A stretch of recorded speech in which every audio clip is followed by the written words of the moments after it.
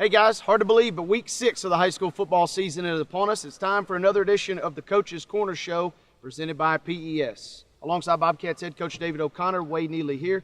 Coach, let's dive right in. 45-10. It was an awfully tough week last week, final score-wise from Giles County against their rivals, Marshall County. We spoke after the game, though the score maybe not quite as indicative of the game as we saw last week. For 3 quarters, it was a heck of a football game, and we had chances at that point. After 3 quarters, you know, we might have possibly been up to 3 scores. Instead, we're down, and they score again, and kind of got out of hand after that. That being said, you know, there was a lot of positives from the game, a few negatives that we got to go back and address. But other than that, it's just part of the process, part of a long football season, and you can never dwell too much on one game. You better move on to the next week. It was kind of really a parallel of week 1 where you guys put up 70 points in a big win. You said maybe we're not quite as good as that win. Maybe we're not quite as bad as it seems that 45-10 loss last week. That's exactly right. Football is a funny game. You know, it's just like all sports are. You better be competitive and you better play from the time the ball's kicked off to the last whistle blows or the horn blows, or you may be in trouble. Let's dive in now to the game. Marshall County, they go up early 7-0. Cats get the ball back their first offensive drive. We were curious how well they would be able to move against a pretty good defense. Marched 80 yards down the field, scored a touchdown. Referees called it back, though, on a penalty. Had to settle for 3. That's right, and really hats off to Jedediah Jenkins for stepping right in and making his first field goal of the year and made it pretty convincingly. And you guys, from that point, Marshall County forced a turnover in the red zone. It was good to see Trent Burns back get one in the red zone for you guys defensively. Cats actually take a 10-7 lead. Crowd kind of got subdued there in Marshall County. Yeah, you know, with about 1:43 to go in the half, we're up 10-7, and it was a pretty good feeling. And I guess 32 seconds later, it all turned back around. But just had some special teams breakdowns there that we got to keep working on. You know, usually one of the unnoticed stats in papers and things, and for most people is the battle of special teams, and we got beaten the battle of special teams pretty bad the other night. Yeah, was it just a function of them having great returners? There's some breakdowns on the Bobcats coverage because they had a couple really nice long returns. It was a little bit of both. I mean, they did have great returns. They got 3 good guys back there. It's hard to find a place to kick it, and us not necessarily staying in our good coverage lanes and not necessarily kicking the ball where we had kind of had it designed to kick. It's just 14-10 though at the half. The Cats do get the football back. Go 3 and out. How disappointing, demoralizing wasn't that? You go 3 and out on your first offensive drive of the third quarter. It was pretty rough. I mean, I felt like we had a couple open shots at throws too, and I think John made some pretty good throws, and you know we just didn't connect, and I think that actually the first 2 series of the second half were 3 and out and made it a little tougher on us. It was tough for you guys, but you're still fighting. Down 21-10. Maybe the turning point of the ball game. Cats break free on a big pass play. Had a drop. Saw a couple of drops from the receivers the other night. How huge was that one? Obviously, that could have possibly put points on the board. That's one of those things. It's at the end of the third. It's getting really tough because we've had several bad things happen to our kids, and just the psyche of young kids. You never know where it's going to go, and things. The momentum kind of drifted back in the favor of Marshall County there, and it was hard to get our kids to keep rolling because I felt like they had put a lot on the line, and really for 2.5 quarters we may have outplayed them. And it just kind of got away from us from there. Yeah, fourth quarter they kind of roll up some points. Obviously, it leads to your final score, 45-10. You go back, you watch the tape. You're saying the team looked okay at times against a team that many are saying could go to the state semifinals, if not further this year. That's right. A lot of people are predicting them to either go to the finals or win the whole thing in 4A, and I think we're one of those teams that we can make a difference and change all that. Good deal, Coach. Let's dive specifically your offense. John Bacchus. Kind of a rough night for him. How much of that was due to the offensive line not really being able to keep him upright at times? He completed just over 50% of his passes this week. Well, it was a combination of things. It was a little bit of the pressure. I felt the first half we did a really good job keeping him in a pretty nice, clean pocket to throw out of. They come back and they take a little bit of a lead there. When they went up 10, they started bringing a little bit more pressure, and it put a little because they knew it was more of a passing situation. It made it a little tougher on us.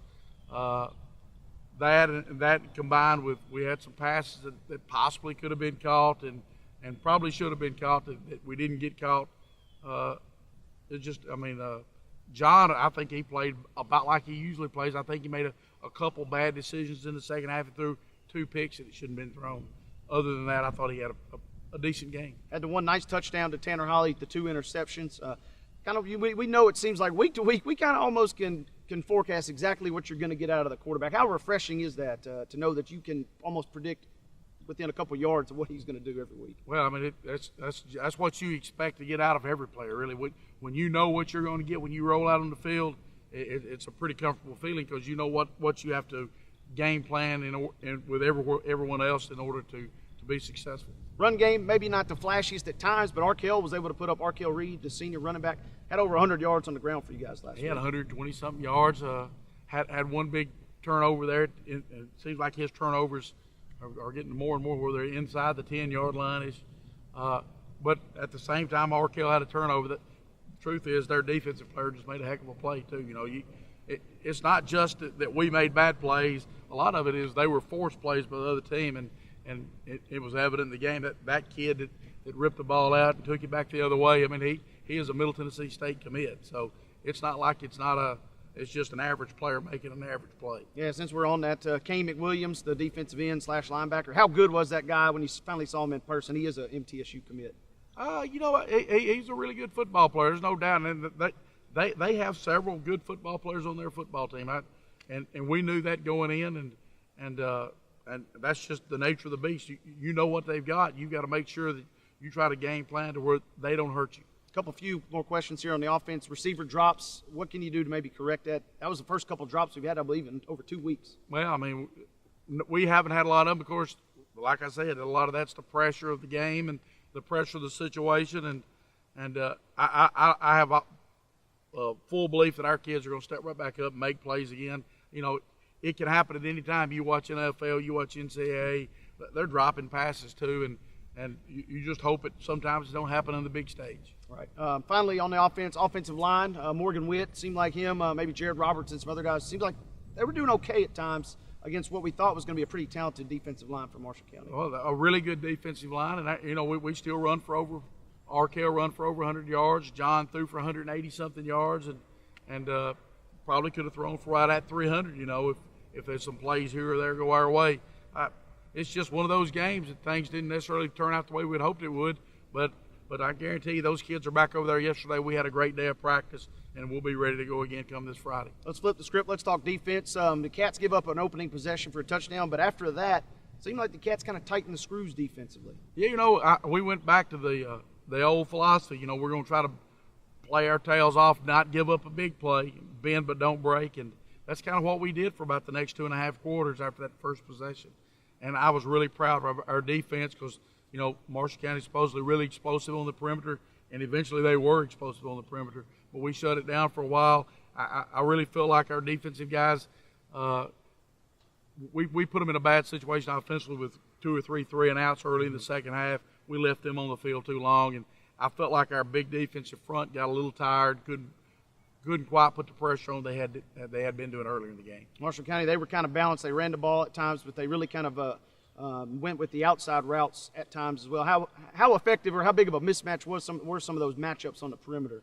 It was just tough. They have some really strong kids on the perimeter, physical. They're a little more physical than we were at times, and that made a difference because, you know, most of their throws wasn't down the field throws. It was lateral throws. They throwing it to the left, the right on the line of scrimmage, catching the ball, and their guys making some moves and going to get big yards. Jacquez White seemed like another big game for him. He was making tackles for loss at times, causing mayhem in that backfield. Jacquez White, I thought, had as good a game as anybody on defense, and pretty much overall those 3 down defensive linemen did a really good job. Jacquez White, D. McElroy, and Samari Howell, those guys played their tails off, just like everybody on the defense did. I feel I didn't feel like our kids didn't give effort. But it's not always about effort. It's about technique and making plays. Key McDonald also forced a fumble. Seems like he's kind of developing in and getting more comfortable in that linebacker position. That's right. Coach Haynes does a good job of moving him around and putting him in positions where he can be the most effective. You know, some weeks we're going to line him down at defensive end, and some weeks we're going to put him back at middle linebacker. And if you notice the other night, there was sometimes he'd walk him down to the edge and blitz him off the edge. And one time he did it, and I think he got a false start by their offense. So that was another good thing from Key. Finally, wrapping it up defensively, the secondary. We mentioned the interception from Trent. Tanner making some good tackles and run and pass support. How did the secondary as a whole kind of overall grade out? We had some good plays back there that we give up. We had a couple busts. And heck, again, hats off to the Marshall County, Jay Howard and the Crutcher kid. They made some fabulous catches. I know Siri Holt was in really good position. It seemed like a couple times their guys come down with the football. And, you know, when you play the game of football, you play any other sport, the other team, their goal is to make good plays too, and they did. We're talking Marshall County, so we got to throw in, I guess, a quick question. Bryce Wallace, how did you grade the quarterback? What did you see from the opposing quarterback this week? I thought he played probably about as efficient as he could play. I thought he gets the ball out of his hands really quick, really athletic, made some plays with his feet that he hadn't made earlier. You know, he had one big fourth down conversion there in late third quarter, and then one big third down conversion with his feet, and he was able to extend plays and still make throws and extend drives for them. So I thought he was really good. That game had a lot of hype last Friday, especially regarding the two quarterbacks. Two of the better, it seems like, in the mid-states when you're talking underclassmen. Oh, I think both those guys are really good football players, and they do a really good job of leading their team and leading by example on the field. Good deal. Coach, finally, any final thoughts as you wrap up Marshall County? We mentioned Jedediah had a decent night kicking the ball in special teams through the uprights. Another clean night on the extra points and a nice field goal as well. That's right. We got to improve our kickoff team. If you were at the game the other night, you know when you go up 10-7 at the half, you shouldn't give up two big, long kickoff returns, and we did. We got to improve our kickoff team, and that's something as coaches we've got to put more focus on in practice. So that's what we're going to be working on this week. Tough loss, obviously. Anytime you hate to lose, but when you lose a region game, Cats are now 1-1. What did you address your team in regard to buckling down now for the rest of the season? I just like we told them before the game, that game was going to be a good measuring stick. They're a good football team. We knew we were behind going into the season a little bit. It was a measuring stick. Let us know how much more we still got to improve. And as you can see, there's still a good bit of improvement needed for us to play with those upper echelon teams in 4A. Coach, not sure if you know this, we're back here at the Brickyard next week. I know. I was trying to notice the place when I come in. It looked like somewhere I'd been before, but I wasn't sure. Good deal. Well, we'll talk more on that in just a moment. Giles County is back at home this week. They take on a very talented team out of Clarksville in Kenwood. It'll be a big contest this Friday. We'll preview that on the other side of this timeout. Have you been thinking about getting back in shape? Or maybe you're an avid exerciser looking for something different? Come check us out at P-Town Strength and Fitness, where we offer a wide variety of functional movements, systematically programmed to help you get started and maximize your physical potential. Enjoy the sense of community, camaraderie, and teamwork in our one-of-a-kind group setting that will assist you in your quest for physical well-being. For more information, check us out on Facebook at P-Town Strength and Fitness, or stop by at 200 East Jefferson Street in Pulaski. At the Giles County Courthouse, judges and jurors make decisions every day that significantly affect people's lives. Jurors may decide who goes to the penitentiary. Judges may choose which parent will raise children. Both could decide how your heirs share in your property. If you are confronting any of these difficult legal issues in your life or business, please allow the experienced lawyers at Andrew Hoover and Attorneys to be with you in every step. I'm a weekend warrior, and soccer is one of my passions. But when I sprained my ankle, I thought that was all over. But I went to Benchmark Physical Therapy. I was treated with manual therapy. My progress was measured each step of the way. I put in the time, the reps, the work to get my ankle ready for anything. So now, it's like it never happened.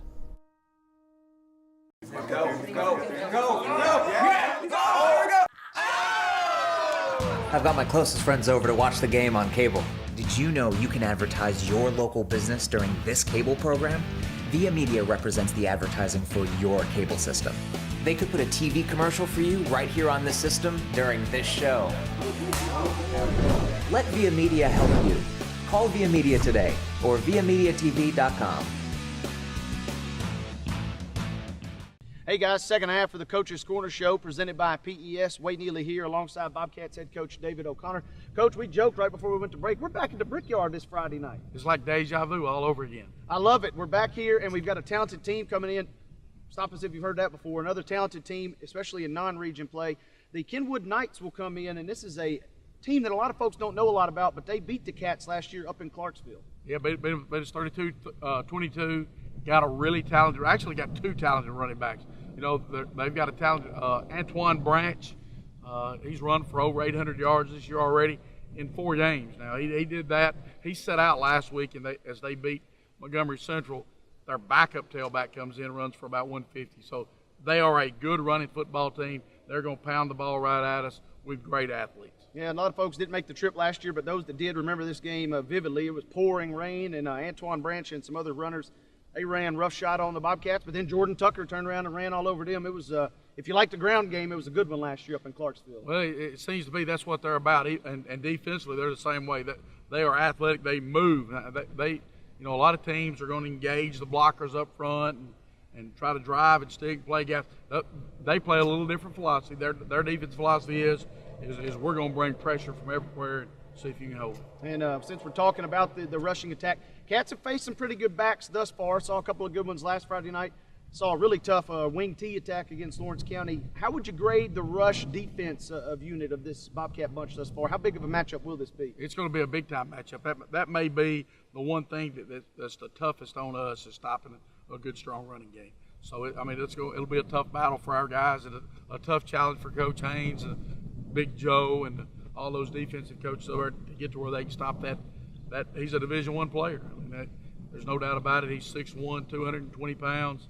It's going to be tough. It'll be a tough night for us. Yeah, Antoine Branch, he's committed to Purdue. Obviously, a solid program up there. They're still trying to rebuild, but you get a player like him in, who knows what could happen.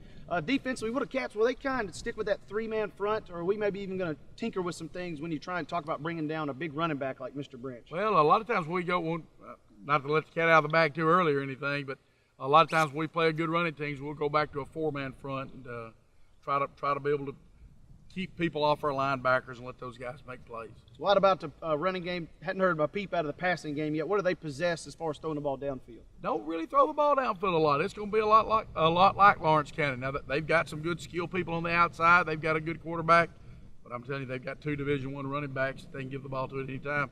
And so when it gets to that point, they decide, a lot of times it's going to be 2nd down and 16. They're still running the ball off tackle. And they're still picking up good chunks of yards, too. We've seen them on tape with some big wins. You mentioned them win over Montgomery Central. That was an old region opponent of Giles County. They played last Thursday. Anything strike you in particular when you saw the tape of that one? Yeah, defensively, they're solid. Offensively, heck, it really didn't matter which running back was in the game.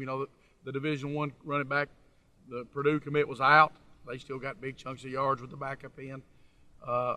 And what did strike me a little peculiar was how well Montgomery Central was able to move the ball, running that Georgia Tech style offense. Speaking of kind of maybe putting them behind the chains a little bit here, how important is it for the Cats to maybe get off to a fast start? Lawrence County, we were never really able to get off to one, and we saw what happened when the Cats did lead. Lawrence County really struggled in their offense. It's always.